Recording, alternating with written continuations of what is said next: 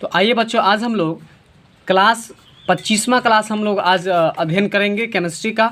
तो पहला प्रश्न है आपका आयोडीन से संबंधित। तो सबसे पहले आप मुझे ये बता दीजिए कि यदि आयोडीन का यूज़ आप नहीं करेंगे तो आपका बच्चा किस रोग से ग्रसित हो सकता है? घेंघा रोग से और थायराइड से भी, बिल्कुल सही बात है।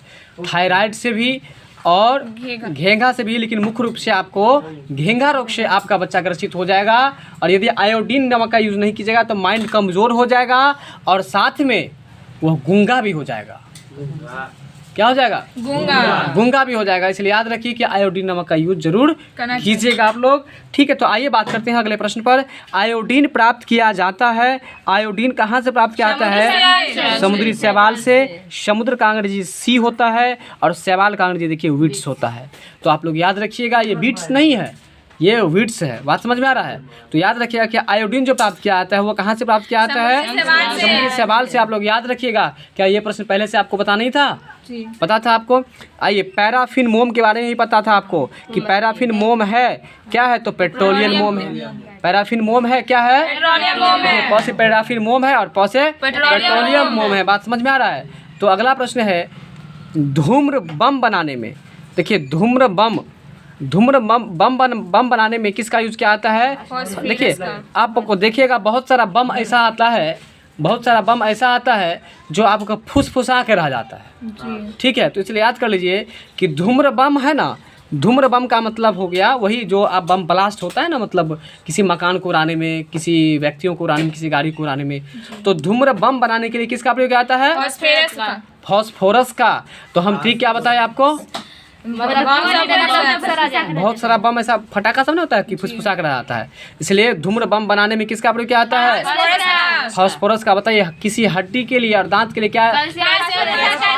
और फास्फोरस नहीं। अगला है यूरेनियम के रेडियो एक्टिव विघटन के फलस्वरूप अंततः क्या बनता है? यूरेनियम के रेडियो एक्टिव विघटन के फलस्वरूप क्या बनता है? सीसा या लेड।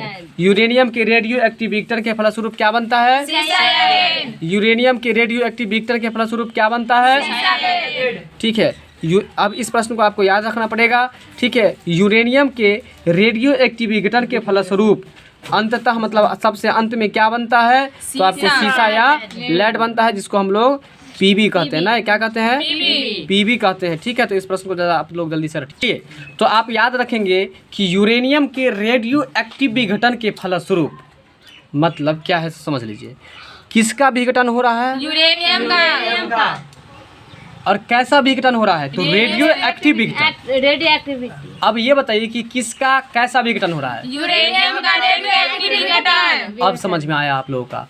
जब यूरेनियम का रेडियो एक्टिव विघटन होगा तो अंततः मतलब सबसे अंत में क्या बनेगा? सीसा। अब समझ में आया कि नहीं आया? वही सीसा जो मनुष्य में चला जाता है धुआं के माध्यम से।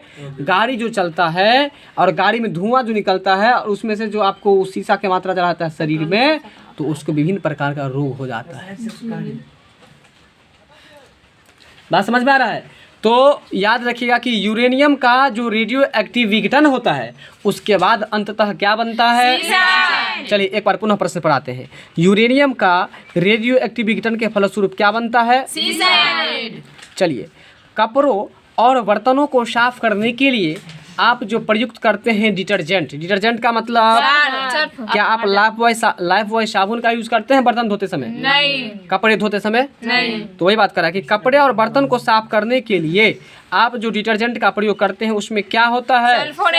उसमें सल्फोनेट होता है। क्या होता है? सल्फोनेट। ऐसा सोच लीजिए कि जिस डिटर्जेंट का प्रयोग करेंगे ना, उसको आप क्या करेंगे? किसी साफ जगह पर नेट लगा करके रखेंगे। क्या लगा कर रखेंगे? नेट लगा के, साफ जगह पर नेट लगा के रखेंगे। नेट मतलब जाल। नेट मतलब जाल होता है। और नेस्ट मतलब नेस्ट मतलब घोंसला। और नेक्स्ट मतलब अगला। 3 चीज बताए आपको। क्या क्या बताए, जल्दी बताइए। नेट मतलब और नेक्स्ट मतलब और नेक्स्ट मतलब अगला। ठीक है, तो बताइए कि कपड़े और बर्तनों को जो आप धोते हैं तो वो डिटर्जेंट में मुख्य रूप से क्या होता है? सल्फोनेट। सल्फोनेट होता है, जिसका ट्रिक बताए कि उस डिटर्जेंट को हम लोग साफ जगह पर रखेंगे और नेट लगा करके रखेंगे ताकि वो साफ रहे। अरे वो डिटर्जेंट साफ रहेगा तभी तो आपका बर्तन और कपड़ा साफ होगा। जी। इसलिए आप उसको कहाँ पर रखेंगे? साफ जगह पर रखेंगे। तो बताइए एक बार पुनः कि आप जो कपड़े और बर्तन धोते हैं डिटर्जेंट से, डिटर्जेंट में मुख्य रूप से क्या पाया जाता है? सल्फोनेट। चलिए प्रश्न याद हो गया होगा। अगला प्रश्न है धातुएं क्यों सुचालक होती है? मतलब धातु जो है वो आपको कुचालक होती है या सुचालक, पहले आप लोग ये बता दीजिए। सुचालक। धातु सुचालक होता है ना, इसका मतलब ये हुआ कि जब बिजली में तार मतलब बिजली चल रही होती है उस समय किसी लोहा को आप सटाइए हाथ से पकड़िए तो क्या लगेगा? करंट। इसका मतलब विद्युत पार करता है, इलेक्ट्रॉन पार करता है, इसलिए वो सुचालक है। वहीं अगर सूखी लकड़ी की बात करें तो कुचालक है। सुचालक होगा। तो धातुएं सुचालक क्यों होते हैं? क्योंकि उसमें मुक्त इलेक्ट्रॉन होते हैं। क्योंकि जैसे ये धातु है, ये धातु को आप बिजली के पलक में लगाइएगा ना और छुइएगा तो क्या होगा? करंट लगेगा, क्योंकि इलेक्ट्रॉन जो है ना यहाँ से इसमें पार कर जाता है और इस कारण से जो है वो सुचालक है। तो बताइए धातु क्यों सुचालक है? क्योंकि इलेक्ट्रॉन होता है। हाँ, क्योंकि लगा दीजिए उसके पीछे, क्योंकि उनमें मुक्त इलेक्ट्रॉन होता है। मुक्त इलेक्ट्रॉन होते हैं। ठीक है, आपका अगला प्रश्न है मार्बल। मार्बल का मतलब क्या होता है बताइए? मार्बल का मतलब होता है संगमरमर। मार्बल का मतलब क्या होता है? संगमरमर। और मार्बल किसका रूप है? चूना पत्थर का। मार्बल किसका आपको रूप है? चूना पत्थर का। चूना पत्थर का। तो याद रखिएगा, कायांतरित का मतलब होता है रूपांतरित, मतलब बदला हुआ रूप। तो मार्बल जो है मतलब संगमरमर, वो किसका बदला हुआ रूप है? चूना पत्थर का। चूना पत्थर का। वैसे भी संगमरमर जिससे आपको ताजमहल बना हुआ है, चूना पत्थर के जैसे ही उजला उजला लगता है देखने में ना। ताजमहल कैसा दिखने में लगता है? उजला। चूना पत्थर के जैसे याद कर लीजिए कि मार्बल जो है वो किसका बना होता है? चूना पत्थर का। चूना पत्थर का कायांतरित रूप होता है। अगला है dimethyl ether. Dimethyl ether isomer है। डाइमेथिल ईथर आइसोमर क्या है भाई? तो एथिल अल्कोहल का। कहने का मतलब डाइमेथिल ईथर आइसोमर है।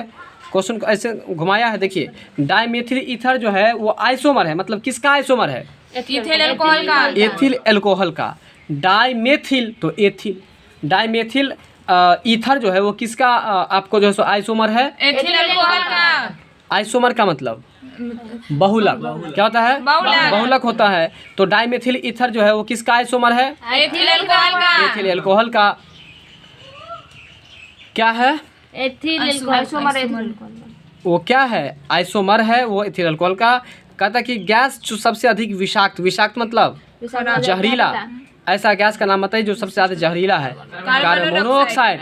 Carbon monoxide. अगर कार्बन डाइऑक्साइड होता तो हमेशा पेड़ पौधा छोड़ता है, वो जहरीला नहीं है, वो अधिक जहरीला नहीं है। ठीक है, तो अधिक जहरीला गैस कौन सा है? Carbon monoxide. कैसे वो बता देते हैं। कभी आप चूल्हा पर खाना बना रहे होते हैं, यदि वो धुआं आपके आँख में लग जाता है, आप कैसा महसूस करते हैं? यदि आपके नाक में चला जाता है, कैसा महसूस करते हैं? एकदम औना जाते हैं, लगता है कि एकदम औना गए, ये एकदम ऐसे होने लगता है कि नहीं होने लगता है? ऐसा क्यों होता है? क्योंकि वो जहरीला होता है, वो डायरेक्ट आपके हीमोग्लोबिन पर वार करता है। कहाँ पर वार करता है?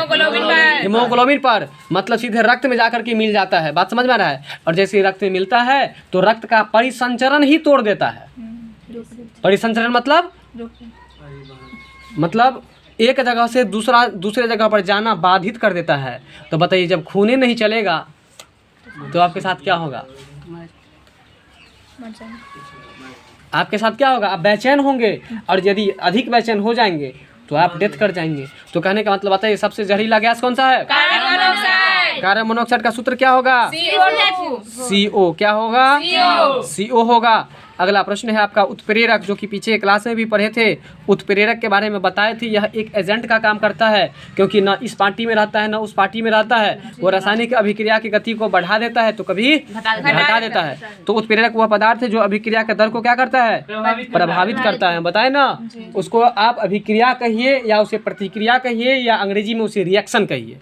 ठीक है, तो उत्प्रेरक क्या करता है? अभिक्रिया के दर को यानी कि रेट को कभी बढ़ा देता है तो कभी घटा देता है। अरे भाई साहब बस इतना समझिए कि किसी व्यक्तियों की शादी के बीच में जो कोई दलाल होता है वो कभी इसको चढ़ाता है तो कभी इसको चढ़ाता है, लेकिन क्या खुद 1 रुपया निकाल के उस पार्टी को दे देता है? नहीं। तो बस वही बात है उत्प्रेरक का। उत्प्रेरक क्या करता है? रासायनिक अभिक्रिया में भाग नहीं लेता, लेकिन यह उसके गति को कभी बढ़ा देता है तो कभी घटा देता है। तो आप याद रखिएगा कि उत्प्रेरक वह पदार्थ है जो अभिक्रिया के दर को क्या करता है, प्रभावित करता है, इफेक्टेड करता है।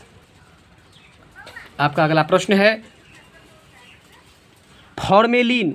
फॉर्मेलिन जलीय विलयन है। फॉर्मेलिन क्या है, तो एक जलीय विलयन है। फॉर्मेलिन क्या है, जलीय विलयन है। फॉर्मेलिन क्या है, जलीय विलयन। और किसका जलीय विलयन है, मिथेनॉल का। मिथेनॉल का। फॉर्मेलिन एक जलीय विलयन है, किसका जलीय विलयन है, मिथेनॉल का। तो मिथेनॉल का, किसका, मिथेनॉल का। ठीक है। बताइए तो कौन किसका विलयन है, फॉर्मेलिन जो है मिथेनॉल का एक जलीय विलयन है। फिर से बताइए, फॉर्मेलिन मिथेनॉल का एक जलीय विलयन है। फॉर्मेलिन मिथेनॉल का एक जलीय विलयन है। बात समझ में कुछ आया। अगला प्रश्न है आपका विकृतीकृत स्पिरिट। विकृतीकृत स्पिरिट जो है वह मिश्रण है, वह किसका मिश्रण है भाई, वो एथेनॉल और जल का मिश्रण है। विकृतीकृत स्पिरिट, विकृतीकृत स्पिरिट किसका मिश्रण है, एथेनॉल और जल का। एथेनॉल का और जल का। विकृतीकृत स्पिरिट किसका मिश्रण है, एथेनॉल और जल का। एथेनॉल का और जल जल का मिश्रण है। तो बताइए एथेनॉल और जल का मिश्रण क्या है, विकृतीकृत स्पिरिट। फिर से बताइए, तो बताइए विकृतीकृत किस किस का मिश्रण है, एथेनॉल और जल का। एथेनॉल का और जल का। अगर आपसे पूछे एथेनॉल और जल किसका मिश्रण है तब, चलिए तो विकृतीकृत स्पिरिट जो है वो एथेनॉल और जल का मिश्रण है। अगला प्रश्न है वायुमंडल में, कहाँ पर, वायुमंडल में सबसे प्रचुर मात्रा में पाया जाने वाला अक्रिय गैस कौन सा है, तो देखिए सबसे प्रचुर मात्रा में पाया जाता है आपको आर्गन गैस। क्या पाया जाता है, आर्गन गैस। वायुमंडल में पाया जाने वाला अक्रिय गैस कौन सा है, आर्गन गैस है। कौन सा गैस है, आर्गन गैस है, ठीक है। तो आप याद रखिएगा यहाँ तक। आइए अब हम लोग कुछ महत्वपूर्ण आविष्कार और आविष्कारक पर बात करते हैं, कुछ महत्वपूर्ण खोज और खोज करने वाला पर बात करते हैं। तो सबसे पहले हम बात करते हैं, आप लोग यहाँ पर देखिए परमाणु रचना सिद्धांत पर बात करते हैं। किस पर बात करते हैं, परमाणु रचना सिद्धांत पर हम बात करते हैं। यानी कि परमाणु का जो मॉडल दिया है वो किसने दिया है, परमाणु का मॉडल दिया है आपको लॉर्ड रदरफोर्ड ने दिया है। किसने दिया है, लॉर्ड रदरफोर्ड ने दिया है। परमाणु रचना सिद्धांत किसने दिया है, देखिए परमाणु का रचना किया बेचारा। और परमाणु बम होता है ना, तो परमाणु बम सब क्या होता है, कभी कभी फट जाता है ना, कभी कभी क्या होता है, फट जाता है। हम लोग पुकारते हैं किसको, लॉर्ड को। लॉर्ड मतलब क्या होता है बताइए आप लोग, लॉर्ड मतलब होता है ईश्वर, भगवान। लॉर्ड मतलब क्या होता है, ईश्वर। तो देखिए परमाणु रचना सिद्धांत है, परमाणु जब आपको क्या होगा, विस्फोट हो जाएगा तो हम लोग लॉर्ड को पुकारेंगे। लॉर्ड मतलब ईश्वर को पुकारेंगे। क्यों, क्योंकि परमाणु बम कभी कभी फूट जाता है ना, इसलिए लॉर्ड रदरफोर्ड, लॉर्ड रदरफोर्ड। तो बताइए परमाणु रचना सिद्धांत किसने दिया है, परमाणु रचना सिद्धांत किसने दिया है। देखिए ये प्रश्न को हल्का मत समझिए, यहाँ पर परमाणु रचना सिद्धांत था तो लॉर्ड रदरफोर्ड हो गया, क्योंकि आप जिसको रचेंगे और वही आपको फूट जाएगा, आप जिस चीज़ को बनाएंगे वही आपको फूट जाएगा। यहाँ पर है परमाणु सिद्धांत सीधे, परमाणु सिद्धांत कहता है तो इसका आंसर हो जाता है जॉन डाल्टन। क्या होता है, जॉन डाल्टन। देखिए परमाणु सिद्धांत जब बात करेगा तो परमाणु सिद्धांत का जो खोज किया है वो आपको जॉन डाल्टन है। किसने है, जॉन डाल्टन। डाल्टन है, जिसको डाल्टन कर दीजिए, ठीक है, अर्धचांद लगा दीजिए। तो जॉन डाल्टन था ये। परमाणु सिद्धांत का खोज किसने किया था, जॉन डाल्टन ने। परमाणु के बारे में सीधे सीधे पढ़ने लगा बेचारा, ठीक है। कौन, जॉन डाल्टन। John Dalton. लेकिन वही परमाणु का रचना किया, तो इसलिए परमाणु रचना सिद्धांत जब कह देगा तो लॉर्ड रदरफोर्ड ने। परमाणु सिद्धांत कहेगा परमाणु को सीधे सीधे कौन पढ़ेगा, जॉन डाल्टन ने। अगला प्रश्न है ग्रह। चलिए अब एक देखिए यहाँ पर नया प्रश्न है ग्रहीय इलेक्ट्रॉनिक सिद्धांत। ग्रहीय मतलब हुआ ग्रह से रिलेटेड, मतलब ग्रह से संबंधित। ग्रह से संबंधित इलेक्ट्रॉनिक सिद्धांत किसने दिया है, तो नील्स बोर ने दिया है। किसने दिया है, नील्स बोर ने। ग्रह से, देखिए वैसे भी ग्रह से संबंधित जब आपको ये सिद्धांत देगा तो ग्रह सब कहाँ पर है? ऊपर में है। तो ऊपर में जो है तो ऊपर का चेहरा कैसा दिखता है अभी आप लोग को? नीला। इसलिए याद कर लीजिए कि ग्रहीय इलेक्ट्रॉन सिद्धांत किसने दिया? नील्स बोर ने। नील्स बोर ने दिया। ग्रहीय इलेक्ट्रॉनिक सिद्धांत किसने दिया है? नील्स बोर ने। नील्स बोर ने दिया है। तो आप लोग बताइए कि ग्रहीय इलेक्ट्रॉनिक सिद्धांत किसने दिया? नील्स बोर ने। अगला है भारी हाइड्रोजन। क्या लिखा हुआ है? भारी हाइड्रोजन। देखिए भारी सामान जब कोई आपको देगा तो हम क्या बोलेंगे? भारी जब सामान रहेगा तो आप क्या बोलेगा, है ना? तू रे, मतलब तू ले, हमने ले भारी है, तू रे, तू रे तो मतलब तूरे से याद आ जाएगा यूरे। यूरे। तो भारी हाइड्रोजन का सिद्धांत किसने दिया है? यूरे। भारी हाइड्रोजन का सिद्धांत किसने दिया है? यूरे। ठीक है, यूरे ने दिया है। अगला है डीडीटी। आप इससे पहले पढ़े हैं डीडीटी के बारे में? जी। ठीक है, तो डीडीटी जो है बताइए डीडीटी क्या है? डीडीटी एक पीरकनाशी कीटनाशक है। तो यहाँ डीडीटी जो है इसका आविष्कार किसने किया है? डॉक्टर पोल मूलर ने किया है। किसने किया है? डॉक्टर पोल मूलर ने। डीडी चैनल आप लोग जो यूज़ करते हैं चैनल, डीडी चैनल, तो चैनल आप जो है सो कहाँ, चैनल के लिए आप छत्ता कहाँ पर लगाइएगा? जरा ध्यान दीजिए, कहाँ पर लगाइएगा? पोल पर ना। इसलिए डीडीटी मतलब डीडी चैनल जो चलाएंगे, ठीक है ना, तो उसके लिए छत्ता कहाँ लगाएंगे? पोल पर। इसलिए डीडीटी का आविष्कारक कौन है? डॉक्टर पोल ने। डॉक्टर पॉल मूलर ने। किसने? डॉक्टर पोल मूलर ने। चलिए अगला है रेडियो सक्रियता। बताइए रेडियो सक्रियता का खोज किसने किया? हेनरी बेकुलर ने। है ना। देखिए जिस व्यक्ति को मान के चलिए कि रेडियो चलाने का आदत होगा, चलिए तो देखिए अगर रेडियो चलाने की किसी का आदत हो, अगर उसको रेडियो ना मिले, सोच लीजिए मोबाइल पर जब मोबाइल किसी को ना मिले तो मोबाइल के लिए वो परेशान किस तरह से होता है, मतलब बेकल हो जाता है ना। इसलिए याद कर लीजिए कि रेडियो सक्रियता का खोज किसने किया? हेनरी बेकुलर ने। रेडियो नहीं मिलेगा तो बेकल हो जाएगा, इसलिए बेकल से बैकुरल, बेकल से बेकुलर। Becquerel, Becquerel. बात समझ में आ रहा है? बताइए रेडियो सक्रियता का खोज किसने किया? हेनरी बेकुलर ने। चलिए अगला है ट्रांसयूरेनिक। क्या है? ट्रांसयूरेनिक। ट्रांसयूरेनिक तत्व है, इसका खोज किसने किया है? ग्लेन सी बोर्ग। क्या किसने किया है? ग्लेन सी बोर्ग। अब ये थोड़ा ज़्यादा याद रखना जरूरी है। ट्रांसयूरेनिक बोलिएगा। ट्रांसयूरेनिक। ट्रांसयूरेनिक तत्व का खोज किसने किया है? ग्लेन सी बोर्ग। किसने किया है? ग्लेन सी बोर्ग ने। ट्रांसयूरेनिक बोलिएगा। ट्रांसयूरेनिक। ट्रांसयूरेनिक तत्व का खोज किसने किया है? ग्लेन सी बोर्ग ने। बोर्ग ने किया है। किसने किया है? ग्लेन सी बोर्ग ने। चलिए अगला प्रश्न है आपका कृत्रिम रेडियो सक्रियता। अब देखिए पहले था रेडियो सक्रियता, तो रेडियो सक्रियता का खोज किसने किया था? हेनरी बेकुलर ने। अब लगा दिया एक नया चीज, कृत्रिम रेडियो सक्रियता। और कृत्रिम रेडियो सक्रियता का खोज किसने किया है? Enrico Fermi. किसने किया है? Enrico Fermi. देखिए Enrico Fermi, form FORM form, form का मतलब होता है रूप, FROM फ्रॉम मतलब होता है से, और फॉर्म का मतलब होता है रूप, मतलब किसी का रूप देना। जब आप मिट्टी से कोई मूर्ति बनाते हैं तो किसी का रूप देते हैं, तो इसलिए फॉर्मेटिव का मतलब होता है किसी चीज़ का रचना करना, निर्माण करना, बनाना। बात समझ में आ रहा है यहाँ तक? तो देखिए कृत्रिम का मतलब क्या होता है? मानव के द्वारा बनाया हुआ। तो मानव क्या करेगा? किसी चीज़ को फॉर्म करेगा ना। फॉर्मेटिव मतलब रचना, फॉर्मेटिव मतलब रचना। तो वही बात है कि कृत्रिम रेडियो सक्रियता का खोज किसने किया? एनरिको फर्मी ने किया। किसने किया? एनरिको फर्मी ने। जैसे लगा दे कृत्रिम रेडियो सक्रियता, तो कृत्रिम मतलब कोई आदमी बनाएगा, इसलिए बनाएगा तो उसको अंग्रेजी में हम फर्म कहेंगे, तो इसलिए एनरिको फर्मी। क्या कहेंगे? Enrico Fermi. एनरिको फर्मी कहेंगे। अगला है निष्क्रिय गैस के बारे में। तो बताइए निष्क्रिय गैस के बारे में आप लोग कुछ जानते हैं?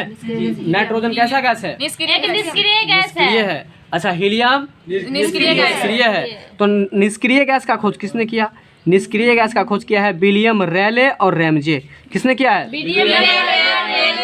देखिए मान के चलिए हम इसको पढ़ा रहे हैं, इस पर ये कोई क्रिया ही नहीं कर रहा है, मतलब ये क्या है? अक्रिया है। तो वही है, अक्रिया कहे चाहे निष्क्रिय कहे, बात बराबर है। तो जब ये अक्रिय करेगा, मतलब कोई क्रिया नहीं करेगा, तो इसको हम क्या करेंगे? रेल देंगे। क्या करेंगे? रेल देंगे और इसको बोलेंगे कि तू राम भरोसे तुमको जो करना है करो। इसलिए रेले एवं रैमजे बोलिएगा। तो पूरा नाम बोलिए, विलियम रैले एवं रैमजे। विलियम रैले एवं रैमजे। बताइए विलियम रैले एवं रैमजे ने किसका आविष्कार किया है? निष्क्रिय गैस का। किसका आविष्कार किया है? किसका आविष्कार किया है? बताइए निष्क्रिय गैस का आविष्कार किसने किया? विलियम रेले एवं चलिए न्यूट्रॉन का आविष्कार किसने किया? इसका तो ट्रिक बता ही दिए हैं, ई से ईट, पर और नाच, नहीं तो ई से इलेक्ट्रॉन, टॉ से थॉमसन, पॉ से प्रोटॉन, रॉ से रदरफोर्ड, नौ से न्यूट्रॉन, और छः से चैडविक। यानी कि इलेक्ट्रॉन का खोज किसने किया? J Thomson. प्रोटॉन का किसने किया? गोल्डस्टीन। देखिए प्रोटीन का कभी कभी गोल्डस्टीन अगर मिल जाए तो आप लोग चिंता मत कीजिएगा, इसका गोल्डस्टीन भी रहता है, ये सही है। और रदरफोर्ड भी अगर मिल जाए तो उसके लिए भी कोई चिंता नहीं कीजिएगा। तो बताइए कि प्रोटॉन का खोज किसने किया? गोल्डस्टीन और रदरफोर्ड। और साथ में याद रखिएगा कि न्यूट्रॉन का खोज किसने किया? चैडविक ने किया। अब आपका अगला प्रश्न है, आवर्त सारणी का खोज किसने किया भाई? तो आवर्त सारणी आप केमिस्ट्री में 10वीं क्लास में पढ़े होंगे, मेंडलीफ की आवर्त सारणी। तो बताइए आवर्त सारणी का खोज किसने किया है? मेंडलीफ ने किया। अब एमिनो अम्ल का खोज किसने किया बताइए?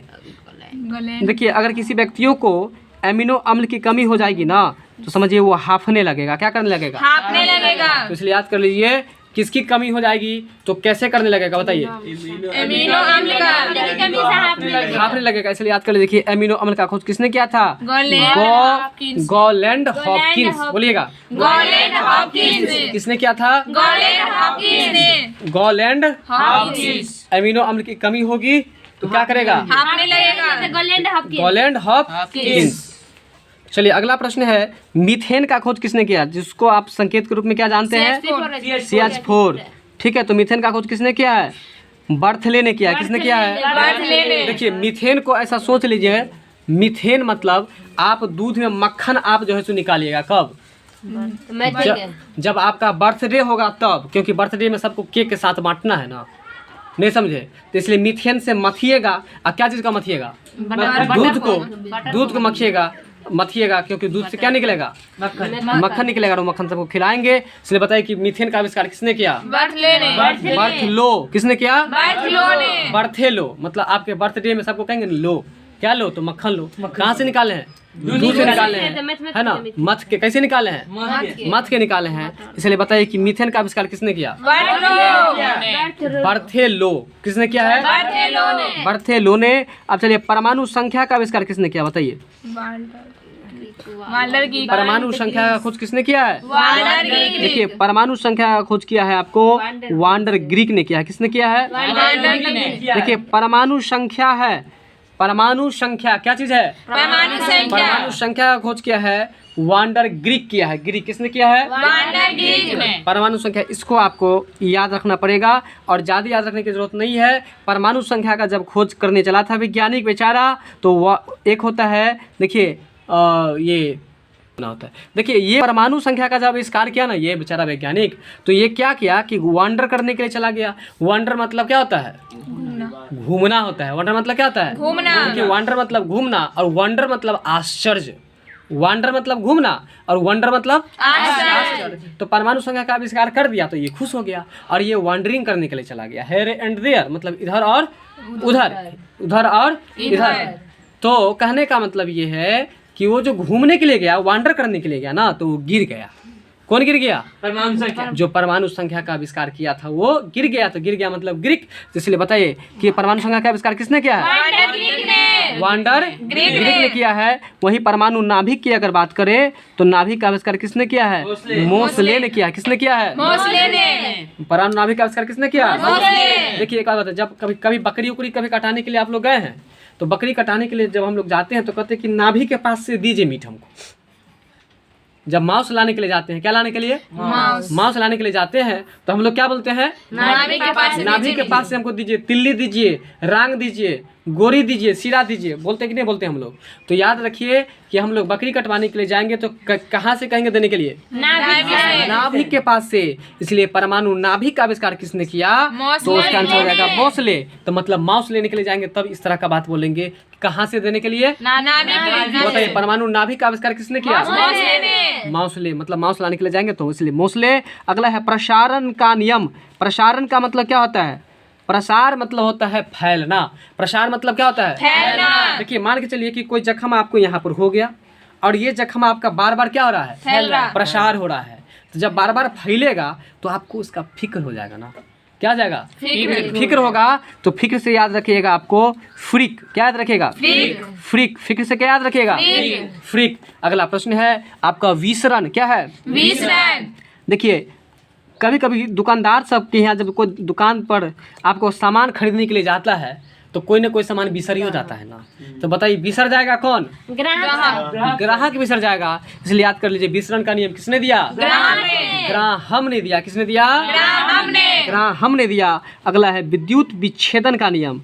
विद्युत विच्छेदन, देखिए मतलब विद्युत का विच्छेदन होगा, मतलब विद्युत से किसी चीज़ में समझिए, ऐसा सोच लीजिए कि किसी चीज़ में विद्युत से हम लोग छेद कर देंगे, तो विद्युत से छेद करते हैं ना, वेल्डिंग होता है तो छेद होता है कि नहीं होता है, तो वेल्डिंग के क्रम में ही हम लोग छेद कराने के लिए जाएंगे। क्यों, क्या चीज़ का छेद कराने के लिए, कॉल का हैंडल, कॉल का हैंडल। तो देखिए विद्युत जब कॉल का हैंडल कराने के लिए जाएंगे ना तो उससे आपको आपके लोहा में क्या करेगा, छेद करेगा। इसलिए माइकल फैराडे मतलब इस तरह से गिरा था बेचारा, कॉल का हैंडल टूट गया तो फटियो गया, कपड़ा भी फट गया, बात समझ में आ रहा है, और कॉल भी टूट गया, तो माई के माई चिल्लाने भी लगा। तो ऐसा सोच लीजिए कि विद्युत विच्छेदन, विद्युत विच्छेदन, बात समझ में आ रहा है, विद्युत विच्छेदन का नियम किसने दिया है, विद्युत विच्छेदन है मतलब विद्युत से विच्छेदन।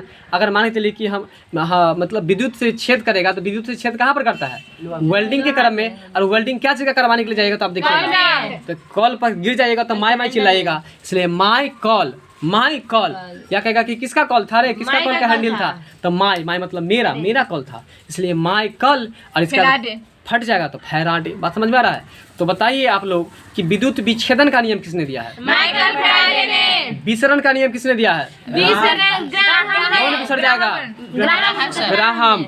अच्छा प्रसारण का नियम किसने दिया, प्रसारण, जब प्रसार होने लगेगा जखम, फ्रिक, किसने दिया है, फ्रिक। अब बताइए परमाणु नाभिक का, परमाणु नाभिक मोसले ने, परमाणु संख्या का, परमाणु संख्या का वांडर ग्रीक ने। चलिए बहुत अच्छा। अब बताइए मीथेन का आविष्कार किसने किया, मीथेन, बर्थेलो।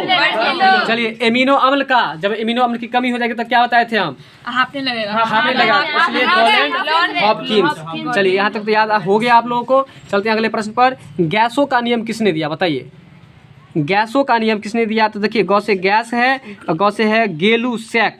देखिए जब गैस बन जाएगा ना तो आप सेक पीजिएगा। सेक मतलब क्या होता है, जैसे बादाम का सेक, सेक मतलब जूस समझिए, बादाम का सेक, काजू बादाम का सेक, ठीक है, बर्फी का सेक, कहने का मतलब कुछ भी चीज़ का सेक जूस समझ लीजिए, ठीक है। तो ऐसा समझ लीजिए कि गैसों का नियम किसने दिया, देखिए अगर नहीं तो ऐसे याद नहीं तो ऐसे याद रखिए, जब किसी व्यक्ति को गैस बन जाएगा तो बहुत ही बेचैन हो जाएगा। जब बेचैन हो जाएगा तो बातचीत के दौरान लोग नहीं कहता कि आप बुझाए कि ये गेल लो, क्या बोलेंगे, गेल लो, तो गेलो मतलब गेलू सेक, गेलू सेक। फिर भी उसको हम लोग थोड़ा गर्म पानी से और इससे सेक देते, हाँ सेकेंगे थोड़ा।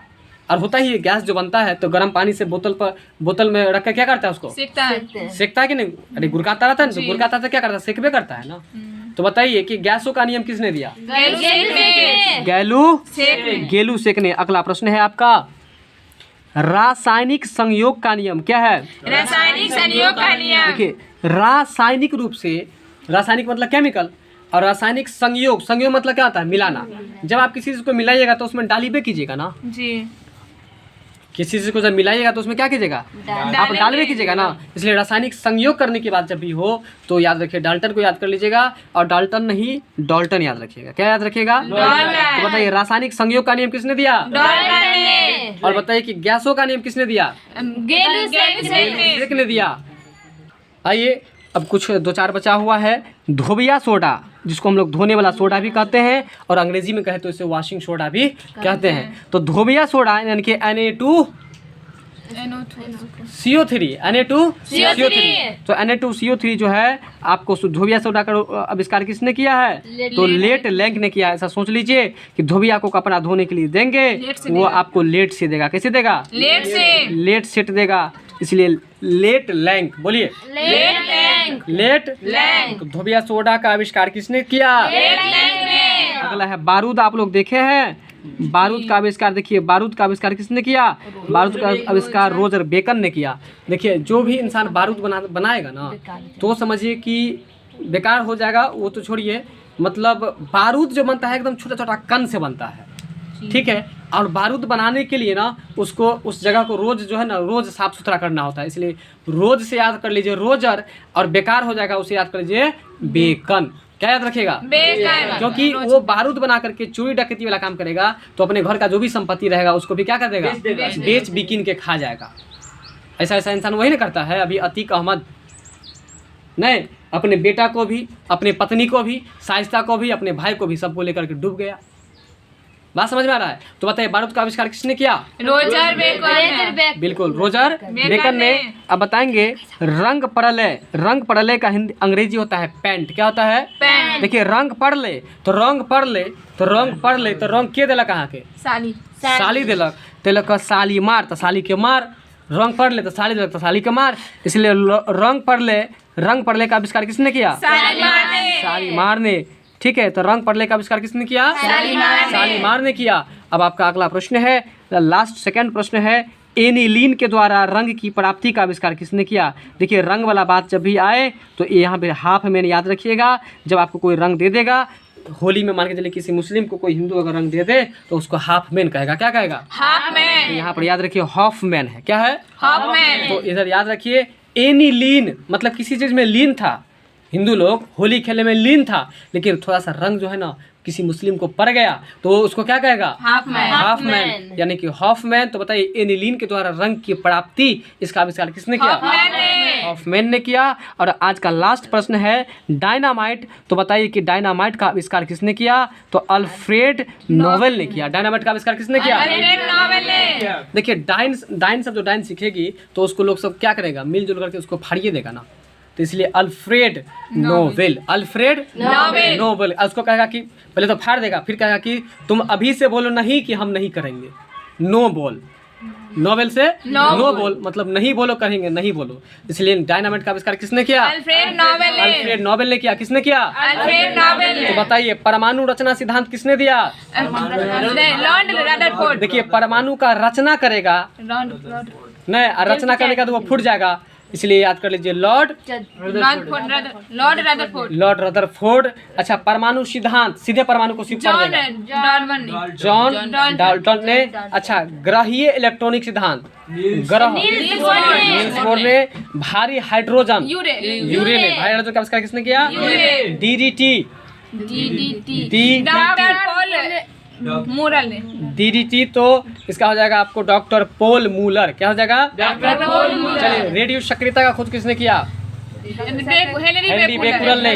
अच्छा बताइए ट्रांस यूरेनिक तत्व का खोज किसने किया? ये थोड़ा आपके लिए कठिन होगा। इसका किया है आपको ट्रांस यूरेनिक तत्व का किया है ग्लेन सीबोर्ग। किसने किया है? इसलिए आप यहाँ पर MBBI लिख करके और इसको अधिक रखिएगा। ठीक है, तो बताइए ट्रांस यूरेनिक तत्व का खोज किसने किया है? ग्लेन सीबोर्ग ने किया है। कृत्रिम रेडियो सक्रियता का खोज किसने किया है? कृत्रिम एनरिको बिल्कुल सही है। एनरिको इसके बाद फर्मी ने किया। चलिए निष्क्रिय गैस का खोज किसने किया? ये निष्क्रिय रहेगा तो उसको क्या करेंगे? रेल देंगे, तो विलियम रेल रेमजे ने। चलिए बताइए न्यूट्रॉन का खोज किसने किया? चैडविक ने। प्रोटॉन का रदरफोर्ड या गोल्डस्टीन ने। अच्छा बताइए इलेक्ट्रॉन का? अब बताइए आवर्त सारणी का? मेंडलीफ ने। चलिए अमीनो अम्ल का? गोलैंड हॉपकिंस ने। नहीं इसका अमीनो अम्ल का क्या है? गोलैंड हॉपकिंस सही है। चलिए मीथेन का? बर्थेलो। चलिए परमाणु संख्या का? वांडर ग्रीक ने, है ना। परमाणु संख्या खोज करके चला जाएगा घूमने के लिए। चलिए परमाणु नाभिक का? परमाणु नाभिक का मोसले ने। बिल्कुल। प्रसारण का नियम? देखिए कोई यहाँ पर जख हो जाएगा, प्रसार होगा उसका तो फिक्र होगा ना, इसलिए फ्रिक। ठीक है बताए विसरण का नियम?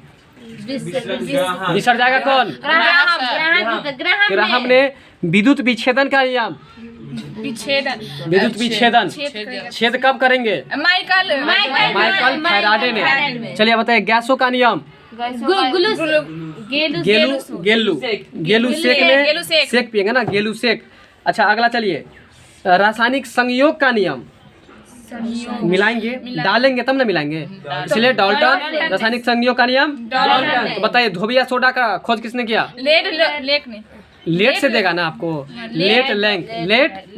बताइए बारूद का खोज रोजर बेकर। बारूद का खोज किसने किया? रोजर। देखिए बारूद जो बनाएगा तो रोज साफ सुथरा करेगा ना, अगर साफ सुथरा नहीं करेगा तो वो बारूद वहीं पर क्या करेगा? ब्लास्ट हो जाएगा। तो बताइए बारूद का खोज किसने किया? हाँ, आप बारूद जो कहीं पर फेंक दीजिएगा तो रोजर मतलब जौरे से खत्म हो जाता है ना। ठीक है, बहुत ही ठीक लग गया। अगला प्रश्न है रंग प्रलय शालीमार है ना, रंग प्रलय एनिलीन रंग की प्राप्ति, एनिलीन द्वारा रंग की प्राप्ति का खोज, डायनामाइट का खोज। चलिए वीडियो अच्छी लगी हो तो लाइक शेयर सब्सक्राइब जरूर कीजिएगा। साथ में अगला वीडियो आप तक तुरंत पहुंचे जिसके लिए बेल नोटिफिकेशन पर क्लिक कर लीजिएगा।